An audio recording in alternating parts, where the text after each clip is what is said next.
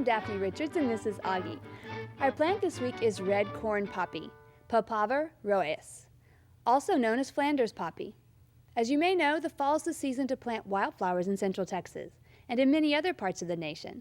And we're blessed to have several wonderful sources for bulk wildflower seeds, making this an easy way to fill in large spaces, even on a budget.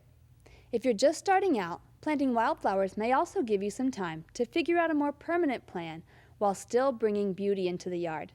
The strikingly red blooms of corn poppy make a lovely combination with yellow columbine or blue larkspur, and the leaves of poppies are very inconspicuous, leaving the most visual element, those gorgeous blooms, plenty of room to shine.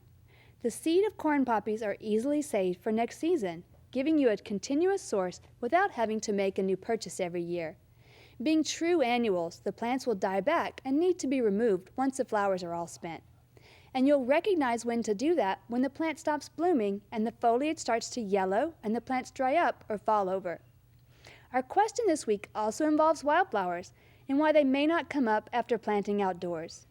One reason may be that they were planted too deeply. An easy way to gauge how deeply to plant seeds is seed size.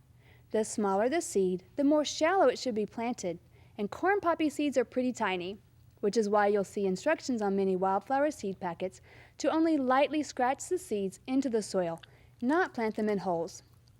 Another reason for sparse wildflower coverage might be an autumn rain shower, which could wash the seed away and also cover it with more soil, leading back to our first issue.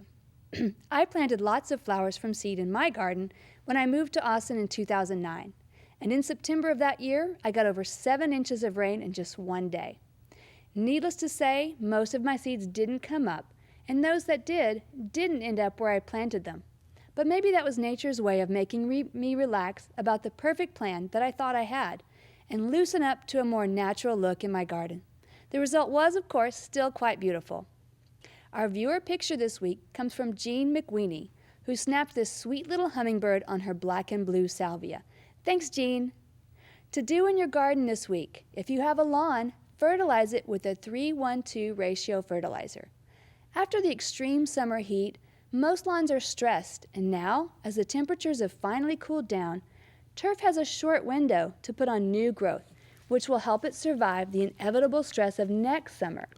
Just a little nutrition now will help your lawn survive current and even more restrictive watering restrictions, even during a continued drought.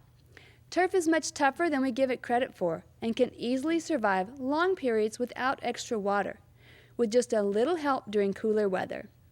We'd love to hear from you, so please visit us at klru.org/ctg with your questions and plants from your garden.